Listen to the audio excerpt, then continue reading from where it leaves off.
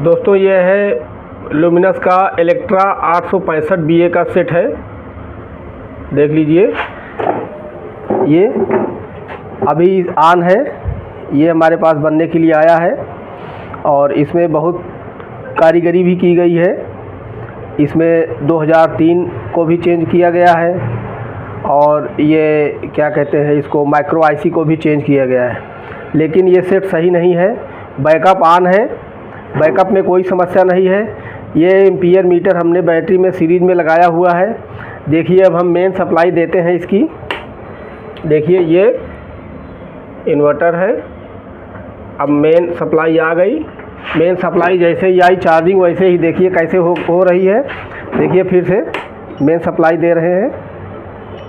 Main हमने चालू कर दिया है। मेन लिया, देखिए शुरू में 20 एम्पियर, फिर लगभग 35 एम्पियर। फैन चालू है, बैटरी चार्ज 35 एम्पियर पे हो रही है। इस स्थिति में ये हीट सिंक लगी हुई है, हीट होती हैं। बहुत देर तक अगर सेट यही चालू रहा तो ट्रांसफार्मर जल जाएगा। तो ऐसा क्यों होता है, ऐसा क्यों हो रहा है, इसको पूरा एक एक जानकारी आपको देंगे। वीडियो को स्किप नहीं करना है, पूरी वीडियो देखिए। आप यदि सोच रहे होंगे कि इसमें LM358 ख़राब है, तो LM358 नहीं ख़राब है। ये LM358 जो IC है, आप सोच रहे हैं कि ये ख़राब है, तो इसका फॉल्ट नहीं है। क्योंकि इसका फॉल्ट होगा तो 30 एम्पियर 35 एम्पियर जानने के बाद चार्जिंग एम्पियर का कांटा जो है वो नीचे गिरेगा और नीचे गिरने के बाद चार्जिंग लाइट आपकी ब्लिंक करना शुरू हो जाएगी। यहाँ पे देखिए चार्जिंग लाइट जल रही है, चार्जिंग लाइट ब्लिंक नहीं हो रही है। एम्पियर मीटर को देखिए 35 एम्पियर पे रुका हुआ है। तो इस स्थिति में ये 358 नहीं ख़राब है। 358 आप बदलते रहेंगे। जिसका ये सेट है, जिसने दिया है, उसने भी 358 3-4 बार बदला है। ये माइक्रो IC भी बदला है और ये 2003 भी बदला है, लेकिन सेट सही नहीं हुआ। चार्जिंग इसकी ऐसे ही रुकी रहती है और ये पूरा सेट हीट होने लगता है। हीट होने के बाद थोड़ी देर बाद फिर हैंग मोड पे चला जाता है, बंद हो जाता है। तो चलिए किट को बाहर निकालते हैं, फिर देखते हैं कैसे सेट बनेगा ये। दोस्तों देखिए, ये किट है। इसमें होता क्या है कि जब बैकअप मोड पे सेट रहेगा तो बैकअप मोड पे ये रिले ऑफ रहेगा। 6 वोल्ट वाली रिले ऑफ होती है और ये रिले ऑन होती है। इसका जो सिस्टम है समझिए, यहाँ पे हाई वाला ट्रांसफार्मर का करंट वायर जुड़ता है, ये मीडियम वाला है और ये न्यूट्रल है। जब यह रिले ऑन होगा तो इसका जो पोल है इसके एनो से संपर्क में आएगा। क्योंकि कॉइल ऑन होगी तो पोल संपर्क में आएगा एनो से। एनो का सीधा कनेक्शन इसके मीडियम वाले से है, तब आउटपुट यहाँ से निकल जाएगा और यह रिले ऑफ होता है उस समय। जब मेन सप्लाई देते हैं तो यह रिले ऑन होता है। यहाँ पे सप्लाई आएगी और यहाँ से सीधा पोल से आ जाएगी सप्लाई इसके पोल पर और यह रिले ऑफ होता है। ऑफ होने पर इसके पोल का कनेक्शन हो जाता है NC से। NC से कनेक्शन होता है तो हाई वाले पे करंट जाता है, यहाँ जो मिलता है, और यहाँ से फिर बैटरी आपकी चार्ज होना शुरू होती है। लेकिन इस सेट में मैं गारंटी के साथ मैं कह सकता हूँ कि मेन सप्लाई देने पे यह रिले ऑन की स्थिति में रहता है, ऑफ नहीं होता है। ऑन की स्थिति में रहने पे पोल का कनेक्शन इसके एनो से रहता है। एनो का कनेक्शन ये मीडियम वाले पे है, जिस पे करंट ज़्यादा जाने की वजह से 30 एम्पियर 35 एम्पियर बैटरी आपकी चार्ज हो रही है, जिससे पूरा सेट हीट होने लगता है। तो इसमें देखिए, बड़ी वाली रिले 6 वोल्ट वाली रिले को जो ड्राइव आउट होती है माइक्रो IC के पिन नंबर 23 से ड्राइव पल्स आउट होता है। यहाँ पे एक रेजिस्टेंस लगा हुआ है, R128 1K का है। फिर यहाँ से सप्लाई आती है ये 2003 IC के पिन नंबर 3 पर और इसके ठीक सामने इसका आउट है। 3 और 4 आपस में 60 है। ये है 3 और 4 नहीं, 3 और 4 ये 60 है, और यहाँ से ये 8, 9, 10, 11, 12 और 13 आपस में 60 है।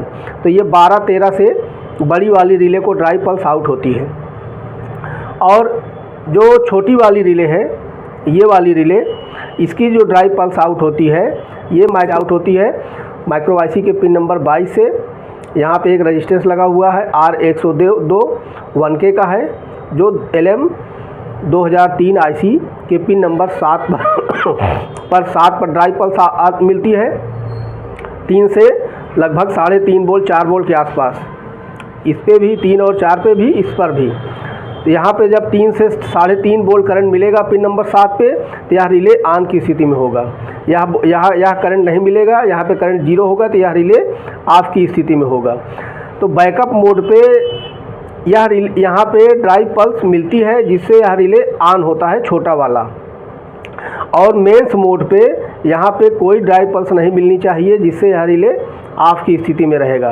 और मेन वाले मोड पे यहाँ पे 3 से 3.5 वोल्ट करंट मिलता है, जिससे यहाँ से निगेटिव पल्स आउट होती है और ये रिले ऑन की स्थिति में होता है। इसमें जो मुख्य फॉल्ट है वो यही है कि इस पे जो देखिए, अब हम इसमें अभी 12 वोल्ट की सप्लाई अभी दिए हुए हैं, 12 वोल्ट की सप्लाई अभी दिए हुए हैं। तो यार रिले देखिए ऑन की स्थिति में आपको दिखाएगा।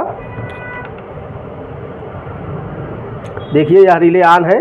अब मेन सप्लाई देते हैं और यह रिले ऑफ होगा। अब मेन सप्लाई देते हैं हम, मेन सप्लाई दे दिए हैं।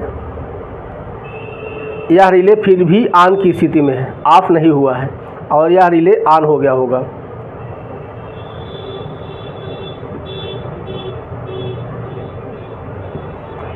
देखिए यह रिले ऑन हो गया है, लेकिन यह रिले इसको ऑफ होना चाहिए, ऑफ नहीं हुआ। ऑफ ना होने के कारण मेन सप्लाई यहाँ आती है, यहाँ से एनो पर, एनो से इस पर आ जाती है सप्लाई, जिससे चार्जिंग आपकी ज़्यादा हो रही है। ऐसा क्यों नहीं हो रहा है, इसको आप देखिए।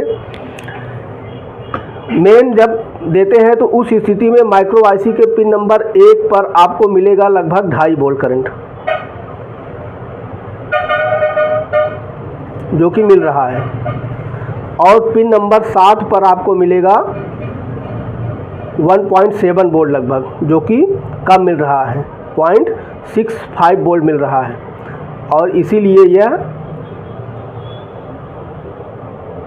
रिले ऑफ नहीं हो रहा है। और यहाँ से पिन नंबर, इस पर जो ड्राइव पल्स आती है वो लगातार आ रही है। पिन नंबर 7 पर देखिए लगातार ड्राइव पल्स आ रही है। यह ड्राइव पल्स जब तक आएगी यह रिले ऑन की स्थिति में रहेगा मेंस मोड पर। तो यह वोल्ट आपको नहीं मिलना चाहिए मेंस की स्थिति में। तो क्यों नहीं मिल रहा है, क्योंकि पिन नंबर 7 पर करंट कम मिल रहा है। और ये आता कहाँ से है, ये 2 लगे हुए हैं NPN ट्रांजिस्टर।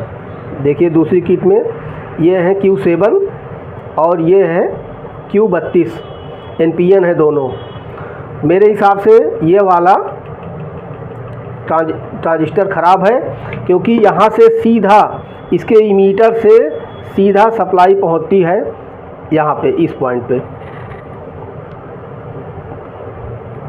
देखिए इमीटर पे जो करंट है वही यहाँ पे करंट है।